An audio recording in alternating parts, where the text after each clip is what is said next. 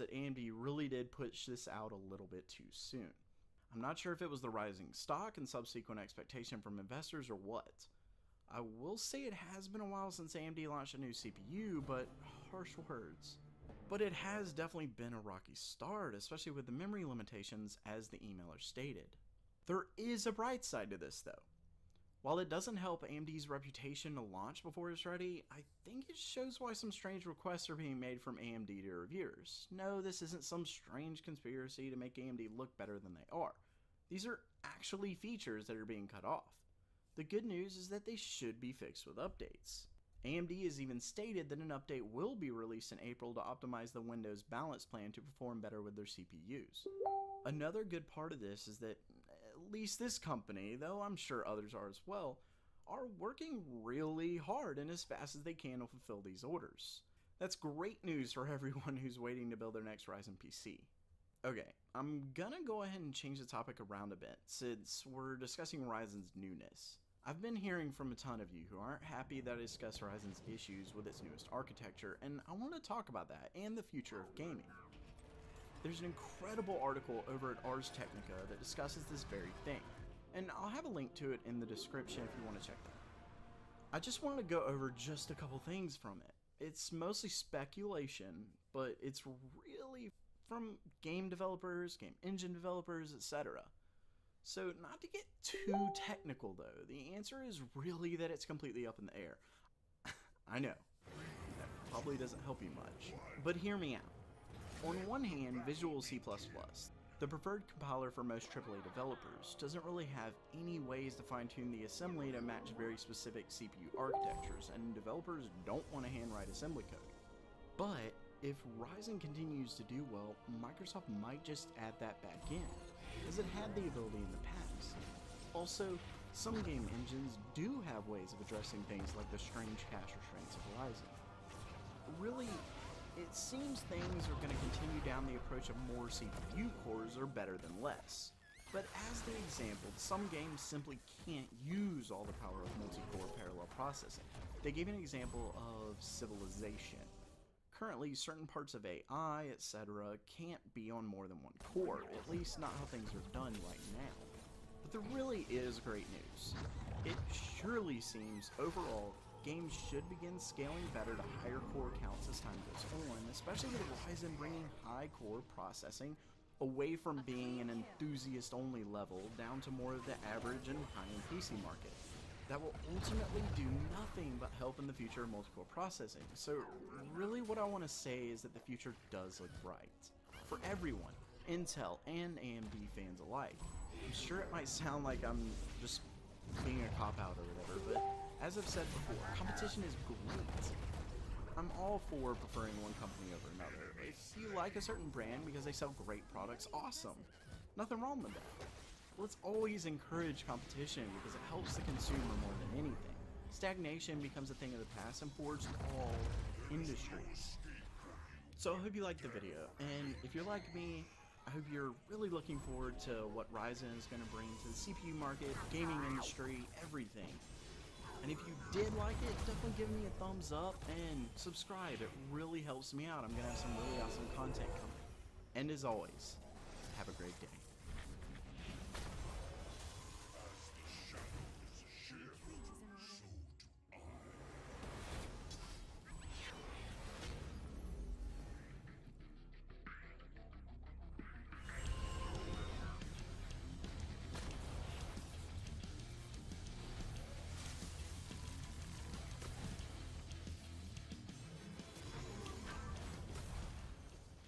Okay, so you've been waiting for it, I've been waiting for it, hell to yes, we've all been waiting for it, but it's finally here.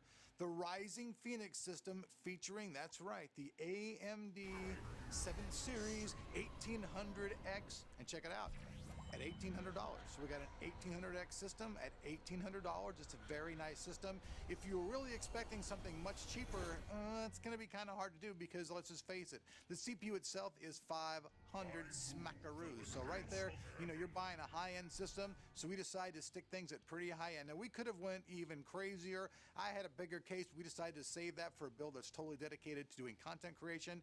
Today, let's just talk about the gaming system, which is the Rising Phoenix, here on Tech and Tomorrow. Let's check out those specs.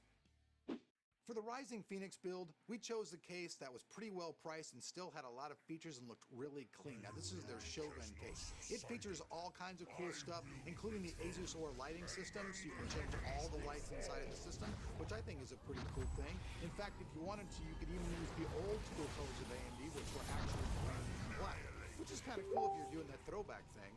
Now, the case also has some other really cool features. It has dual glass panels, one on the front, one on the back. Now, the rear one is solid black glass, and you can't see through it, but when you pull the back panel off, you guys can see it, there's plenty of room for doing great cable management. In fact, we were able to do our build without any cable sticking out whatsoever.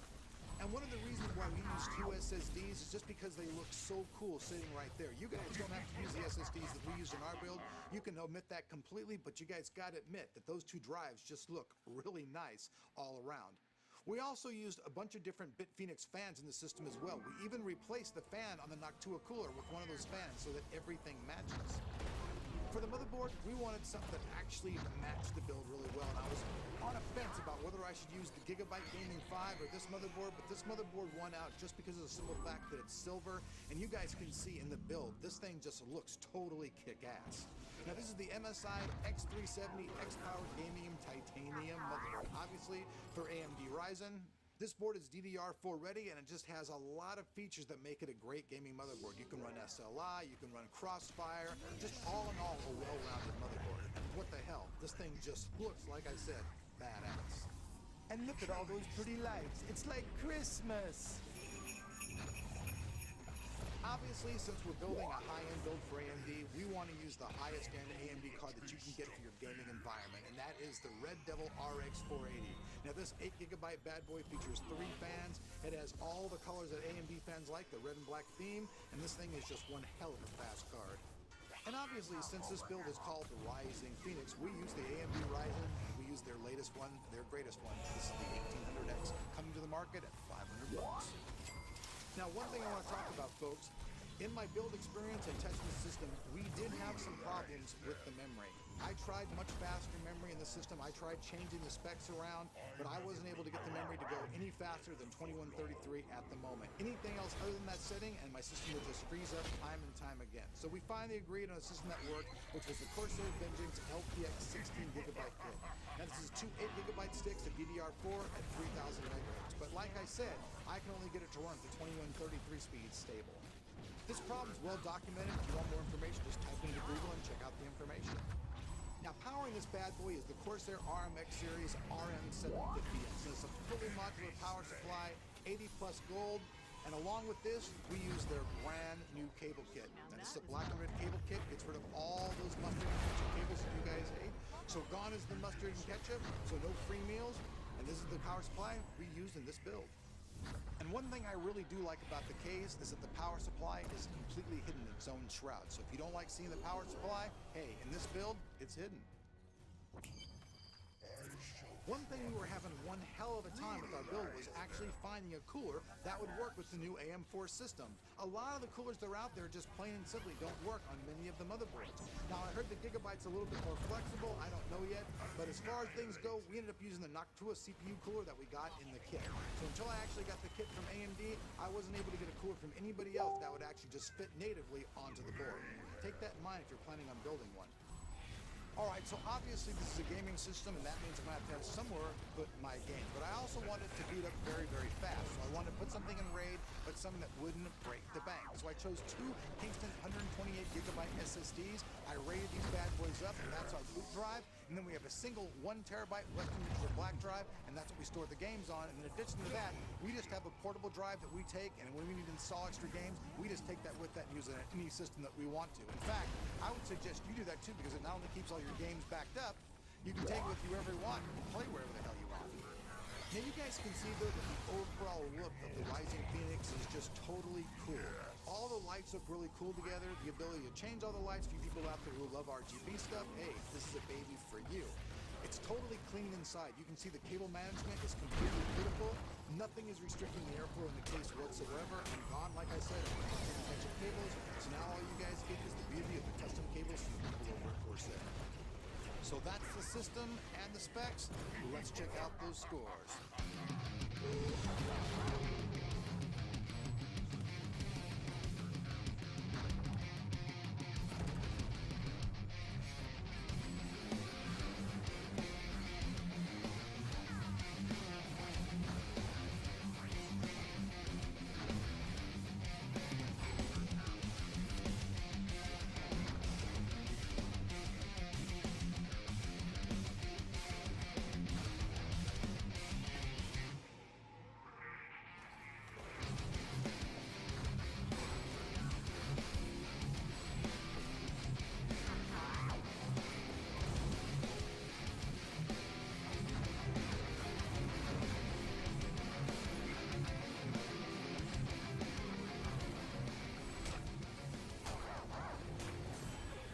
Although you guys can see it, this system can handle 1080 gaming with absolutely no problem. It handles 1440p pretty damn good. With 4K, nah, that's just out of the question with this particular build. You're gonna have to get a much better video card for that. Or maybe, just maybe, a crossfire system. Now, as far as the temps go, the 1800X idled at 34 Celsius, and under full load it was 43 Celsius, so that's really not that bad. And as far as the VGA goes, we added at 38 and 88. So that's 38 Celsius on idle and 88 Celsius under full load. All right, folks, so there you have it. Now, if you guys are wondering where I came with the $1,800 price tag, it was you guys, because I asked before in the previous video to give me your comments on where you guys thought the system should be. And actually, the most common one was the 1800X at $1,800, the 1700X at $1,700, and the 1700 vanilla at like $1,500. So I'm trying to keep in those things and bring those systems to you guys to the table. Now, obviously, the next big questions on everybody's mind, and we'll be getting there for the next few days, is how does this system take SLI and Crossfire? So I'm going to be doing a bunch of testing. We're going to test two 480s, two 1080s, two 1080 Ti's, and if we can find something else, we'll throw it on the table as well. I'll see if I've got two 980 Ti's still lying around. I don't know if I do, but if not, well, we'll at least have those scores for you. We'll also have different systems, like I said, on the 1700X and the 1700 vanilla. We'll have all different systems for different price levels. If you guys want to see certain testing, that's pretty simple to do. Please leave a comment down below and ask me what you want to do. If it involves me saying, hey, dude, tested against 47 computers with this thing, honestly, there's so much stuff coming out right now, I don't have the time. But you guys can look for this next week.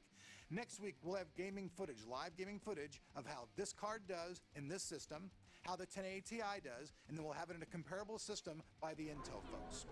Obviously, you guys can cut this build down and you can make it a little bit cheaper. Obviously, you guys could use a cheaper power supply. You could use cheaper stuff all the way around to make it. Obviously, I think the case, though, at $139, that's kind of hard to beat. For that price, I think it's a really badass case. But obviously, you can change some of the other parts around. You don't have to have these badass cables. That's $100 you can knock off the system right there. You know, obviously, if you have a copy of Windows, you're not going to need to buy a copy of Windows. You're covered there. You know, you can just change things around, obviously. But the CPU at $500, that's going to be a big investment right off the start. So if you're going to invest $500 in a CPU, why not invest in the badass motherboard, badass memory, and all that stuff? We're also trying to work out the weird memory issues, because like I said, memory on this thing was actually a real bitch. We formatted a couple times. I kept thinking it was software, but then all of a sudden I was like, damn, what the hell, man, the memory. I had to change the memory back to 2133. Otherwise, it just kept freezing up. So that's an issue. I've read online that there's lots of this going around. Hopefully this will be addressed really soon. I would have really liked to put some really fast 3200 megahertz memory in here. In fact, got some right here from Kingston. I'm going to try it out and see if it works, but I don't know if it actually will, but I'll let you guys know the results. So stick around, because we've got lots of more stuff coming here on Tekken tomorrow about Risen and just all kinds of other cool shit. Like usual, all the information, the parts about this will all be down below down that like button. Hopefully you guys will go Chuck Norris style and love this video. I hope you guys do. And with that said, if you're not subscribed, hey, you know what to do. We'll see you guys back here on Tekken tomorrow for more tech goodness tomorrow.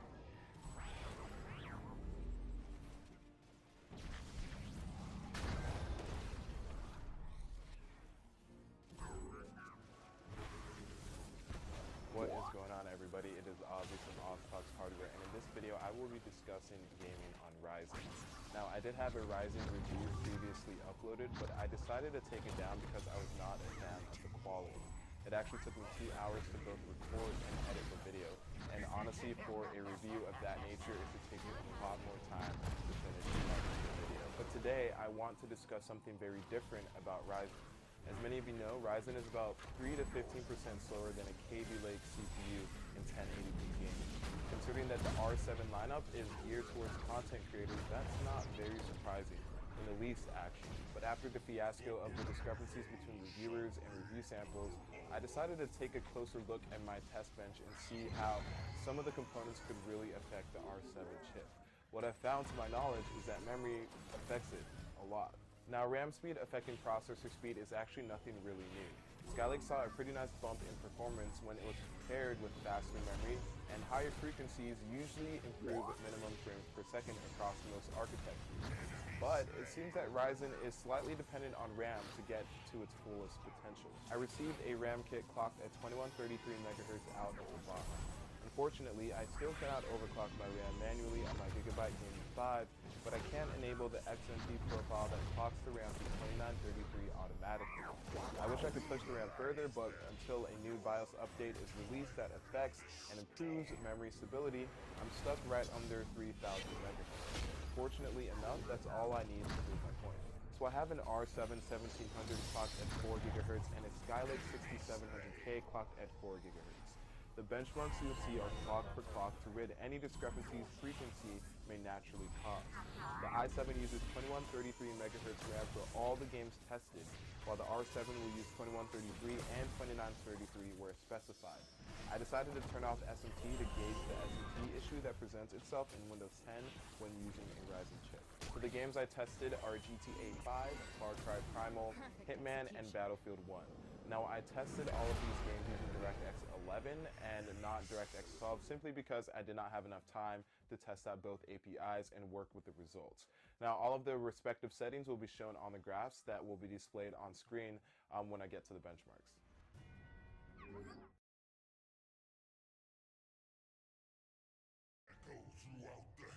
So we're going through mid-2017, and every once in a while I like to do a video. We all kind of chill the F out, we all step back, we turn off the adult content, and we actually reflect on a little bit of things, and we kind of, sometimes it's important to zoom out and get a better view of what's going on with Magic, what's going on with the hobby world, what's going on as a more of a holistic view. And you know, I'm sitting in the backyard, I'm staring at this Nintendo game, it reminded me, sometimes you gotta go back to the beginning. Sometimes we gotta go back. And it even reminds me, the reason I sit in the backyard, completely naked, and I read these things in the grass, is because it reminds me that no matter what, there's always hostile forest, high mountains, dangerous shit around every corner. All with the goal of well-being. The hiding place. And this was written in 1988. Because we all assume the role of a fantasy game. And I think it's important that we talk about the state of Magic, the ups and downs, everything's cyclical, trends, and I haven't done a little reflection calm video in a while, and I think this is kind of a good fit, I really do. So what we want to go over is I want to kind of walk you guys through. You guys are going to hold my hand, you're going to like it, and we're going to start at the beginning. We're going to go back to 93 when Magic actually came out. Came out with a boom. Everything was flipping great. They had, Richard Garfield, nobody had any idea of what was happening. Nobody had any clue of literally the ripple and the shockwave that was about to change the gaming world forever. Nobody did. And there's no way for anyone to deny that. You know, the age-old thing. Oh, God, if I could go back in time, if my DeLorean, if that damn flux capacitor would just flux, you know, and I could go back and buy all the alpha. I want to buy 100 boxes of alpha. Like, people don't realize, even back then, there weren't hundreds of boxes of alpha cards sitting around. They didn't exist. You couldn't go to the card store and be like, hey, I want 500 booster packs of alpha. It literally just didn't exist. That's how, and if you're on the East Coast like me, half the stores didn't even get it. And if they even put it in an order through distributor, old school paper, and mail it, I mean, if for 100 boxes, they'd be lucky to get one booster box. That's how the world was. It just didn't, and people fail to understand and grasp those things. Even if you knew what was coming, it really wasn't a realistic, probable thing for anybody to predict and capitalize on it from the beginning.